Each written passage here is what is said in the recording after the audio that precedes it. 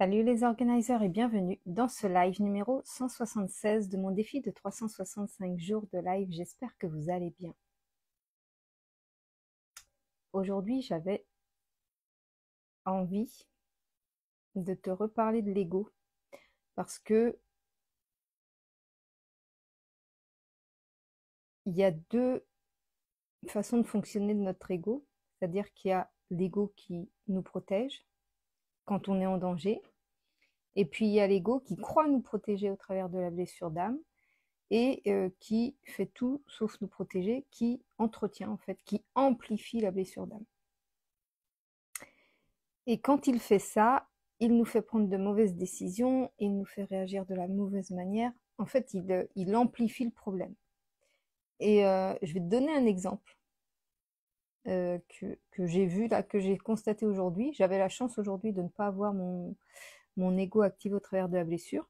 Donc, super journée pour moi aujourd'hui. Par contre, celui de Colline était activé, celui d'Evan était activé, celui de Bastien, celui de Gaël, à différents moments de la journée. Et donc,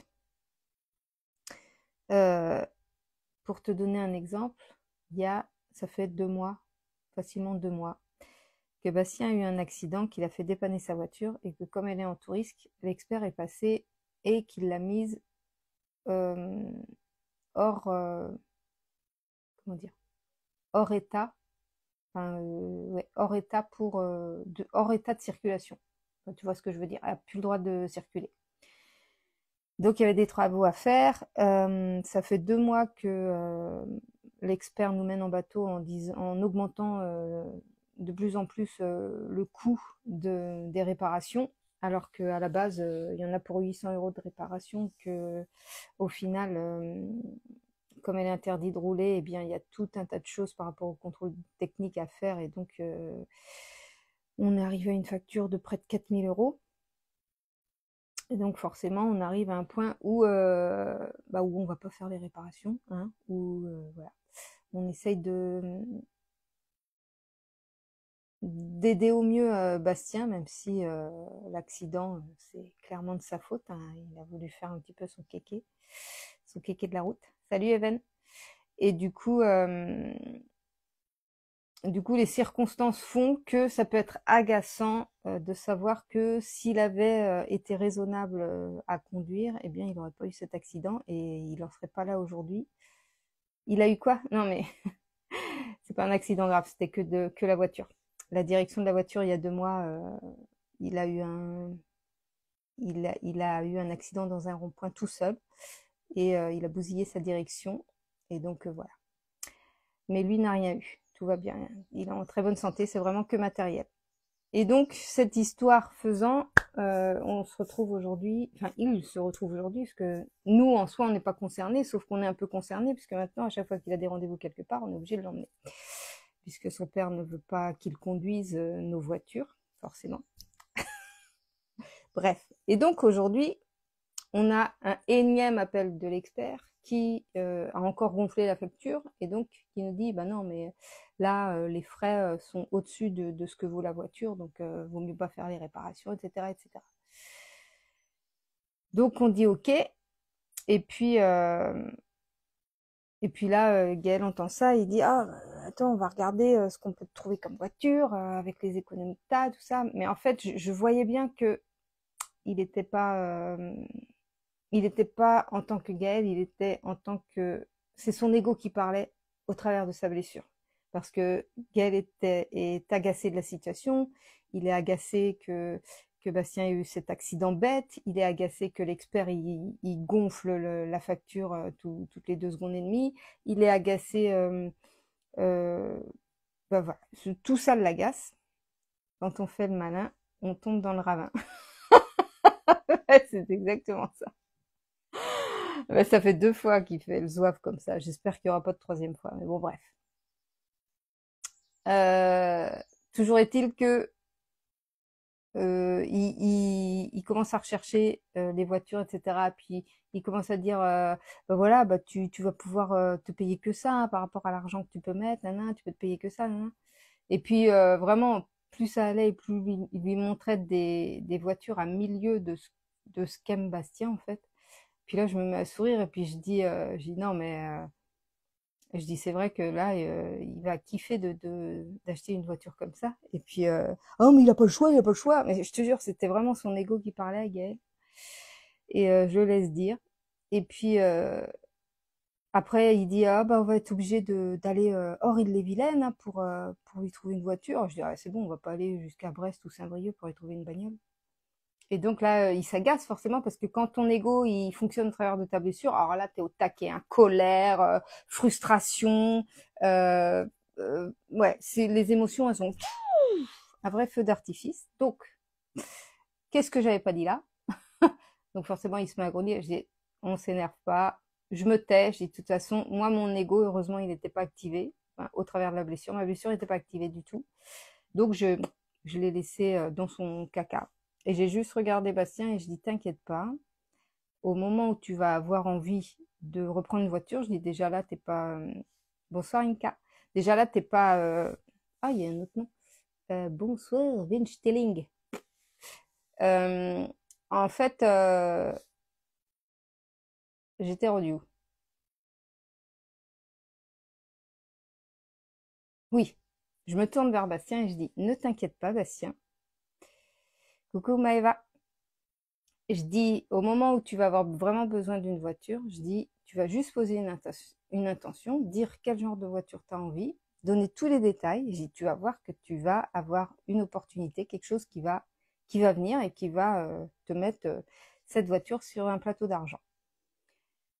Et je dis là, c'est juste chercher pour chercher parce que déjà, on attend la réponse du garage pour savoir s'ils reprennent la voiture, on attend de savoir s'il faut qu'on la mette à la casse, on attend de savoir combien ça va coûter, on attend de savoir si le garage il va nous facturer tout le diagnostic, etc., combien ça va coûter. Enfin bon, bref, il y a des choses à voir avant de penser à racheter une voiture. Donc, je l'ai juste les laissé là, laissé comme ça et j'ai rien dit et puis j'ai juste dit ça à Bastien et puis j'ai dit de toute façon en même temps t'es pas à la minute puisque actuellement Bastien est en convalescence donc il n'a pas de travail, il n'a pas allé au travail tous les jours et donc voilà si on met 6 mois à trouver une voiture ben on mettra 6 mois c'est pas non plus tu vois moins en fait ce que je veux dire c'est que moins tu te mets de pression et plus t'attires à toi ce que tu veux. Quand ton ego, il fonctionne au travers de la blessure, ben, ça fait comme Gaël. C'est-à-dire qu'il va trouver que des voitures nulles à chier. Il va trouver que des voitures loin. Enfin, tout va aller de travers. Il a essayé de chercher des voitures, tout allait de travers. Et curieusement, une fois que j'ai dit ça et que j'ai apaisé le truc, moi, je suis partie récupérer Colline au métro à Rennes. Et quand je suis revenue, comme par hasard, ah bah là, il avait trouvé plein de voitures au bon tarif, la même voiture que ce qu'avait Bastien, dans un garage, enfin, tout était parfait. Je dis, bah tu vois, tout à l'heure, son ego était actif plus, il trouvait rien et rien n'allait, et puis hop, il a dû se calmer, je sais pas, moi j'étais pas là, mais je pense qu'il a dû peut-être avec ce que j'ai dit ou pas, je ne sais pas, mais en tous les cas, ça s'est apaisé. Et quand je suis revenue, il y avait des solutions qui avaient été trouvées. Mais c'est juste pour te dire que quand ton ego est actif au travers de ta blessure, donc quand tu es en colère, quand tu es frustré, quand tu as envie d'envoyer tout le monde, quand tu es insupportable, parce que moi aussi, des fois, quand mon ego est actif, je suis insupportable, je ne me supporte pas moi-même, eh bien, sache que faut jamais prendre de décision et faut jamais passer à l'action à ce moment-là. Jamais, jamais, jamais, jamais, jamais, jamais, jamais. Parce que toutes les actions que tu vas faire, toutes les réactions que tu vas avoir par rapport aux gens, tout ça, si tu veux répondre à quelqu'un, si tu veux faire quelque chose, chercher quelque chose sur Internet comme mon chéri, là, tu vas trouver de la merde, tu vas parler comme de la merde, tu vas encore plus te fâcher avec la personne, tu vas envenimer les choses. Parce que tu es à fleur de peau et tu réagis au travers de ta blessure. Et la blessure, elle amplifie encore plus ses caractéristiques en fait. Donc si tu es en colère, tu vas être encore plus en colère. Si ça te rend frustré, tu vas être encore plus frustré. Donc ce qu'il faut faire dans ces cas-là, c'est revenir dans le calme. Donc soit tu souffles un bon coup, tu vas marcher. Moi je sais que j'ai fait, tu vois, ça m'inquiétait l'histoire de Bastien là, et j'ai beaucoup marché les derniers jours. Et et j'ai beaucoup prié aussi. Je me suis dit, il faut, enfin, vraiment, j'espère qu'on va trouver une solution. Je sais que ça ne m'appartient pas. C'est l'histoire de Bastien, même s'il habite à la maison, c'est son histoire, c'est sa voiture, c'est ses papiers, il est majeur. Enfin, c'est à lui de gérer. Malgré tout, bah, moi, en tant que maman, j'aimerais bien que ça s'arrange au mieux pour lui, forcément. Et donc, je sais que c'est à lui de faire le nécessaire, de faire les démarches, etc. Mais voilà, je priais pour lui, en fait. Et, euh, et du coup, tu vois, ça fait 2, 3 jours que vraiment, comme je m'inquiète, moi, je respire, je vais marcher, tu vois, je veux évacuer ça parce que ça me concerne pas. Il faut que je me détache de ça, parce que c'est pas mon problème à moi, en fait. Et Evan, j'ai pas vu depuis longtemps, il va bien. Oui, il va bien, Evan. Evan, il a son ego d'activé aussi, Evan, en ce moment-là. C'est la crise. Va lui dire ça. Hashtag hors sujet. Oui, tout à fait, hashtag hors sujet. Mais tout ça pour dire que qu'effectivement, ne prends jamais de décision et ne va pas répondre à quelqu'un quand ton ego est activé. Et tu vois, l'autre jour où mon ego et à Gaël était hyper activé dans la blessure, et ben, on s'est mal parlé toute la journée. On s'est engueulé, parce qu'on n'arrivait pas, comme les deux étaient activés, ben, je te raconte pas le feu d'artifice, c'était quelque chose. La crise d'ado, ouais. Ouais. Mais, euh, mais bon, après, il sait. Ils savent quand c'est l'ego qui parle, donc ça aide. Et Bastien est un peu plus réticent à comprendre ça. Voilà, c'est un peu plus difficile. Mais Evan et Colin, ils ont bien pigé le truc. Ils savent très bien quand c'est leur ego qui parle, et du coup, ça crève l'abcès et ça calme les choses tout de suite. Donc ça, c'est super. Du coup, il y a pas de conflit, pour ainsi dire. Mais comme au 14 juillet, ouais, le feu d'artifice, ouais. Le feu d'artifice des émotions. Je te raconte pas quand les deux égos sont activés. Et là, tu vois, je viens de regarder un bout d'émission là. Bon, forcément, c'est des émissions à sensation un peu où c'est les gendarmes qui, c'est la, comment, comment dire, des situations que vivent les gendarmes avec des violences familiales, etc. Mais en fait, tout est une question de communication. Les gens, en fait, leur ego est tellement activé au travers de la blessure que plutôt que de réussir à se parler ou essayer de se comprendre ou essayer de communiquer, ben, en fait, ils répondent par la violence parce que ben, il y a que comme ça. euh, Enfin, ils laissent complètement leur blessure prendre le dessus et leur ego au travers de la blessure prendre le dessus. Et donc, c'est la colère qui prime, c'est la violence qui prime, c'est affreux de voir ça. Et je me dis que si tout le monde avait la possibilité et l'envie de comprendre ça et de travailler là-dessus, mais on vivrait dans un monde tellement plus cool, quoi. Tellement plus cool. Mais bon, c'est, c'est, c'est comme ça. J'espère que le si peu de changements que je pourrais aider à faire bah, pourra contribuer à un monde plus doux et plus calme. Mais, euh, mais c'est clair que fonctionner seulement au travers de ces blessures, c'est d'une violence. Moi, ce qui m'a vraiment permis de passer au-dessus de ça, même si je te dis, des fois les émotions, elles sont tellement intenses que c'est difficile. Malgré tout, je prends jamais de décision et je ne fais jamais d'action quand j'ai mon ego qui est activé au travers de la blessure. Je le fais pas. Je m'oblige à arrêter. Et pourtant, je peux te dire que l'ego, il est virulent, il a envie d'y aller. Mais je dis non, je vais m'arrêter là, je vais me taire, et puis on va voir quand je vais être calmée. Et puis c'est magique. C'est magique en fait, parce que tu prends suffisamment de recul et t'as pas fait de mal à personne, tu t'es pas fait de mal à toi-même, t'as pas enclenché du pire en fait. Tu t'es juste soulagé en revenant au calme, et c'est ça qui guérit la blessure. C'est de ne pas réagir au travers de la blessure. À chaque fois que tu remarques que tu réagis au travers de ta blessure, t'arrêtes, tu stoppes le truc.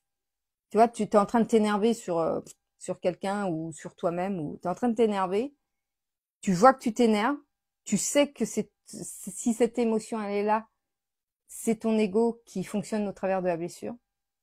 Et là, tu stoppes. Tu dis, bon, ok, j'arrête. J'allais faire ça, mais non, je le fais pas parce que là, je suis pas je suis pas bien pour le faire. Tu vas voir que tu vas prendre une marche, va boire un coup, enfin, pas de l'alcool, hein, va boire un verre d'eau, va respirer, va faire du sport, danse, enfin, fais quelque chose qui va évacuer tout le truc. Et tu vas voir que tu vas revenir, tu vas te dire, ok, ben maintenant j'ai pris du recul, ben non, effectivement, je vais pas réagir comme ça, je vais réagir autrement. Et du coup, ça apaise, ça, le soufflet qui gonflait, là, hop, carpette, il n'y a plus personne, tout va bien. Mais, euh, mais voilà, c'était juste pour te dire que quand ton ego est activé au travers de ta blessure, ne passe pas à l'action, ne réponds rien. Je sais que ça va pas être évident. Je sais que ça va pas être évident. Mais c'est nécessaire si tu veux guérir ta blessure. À 100%.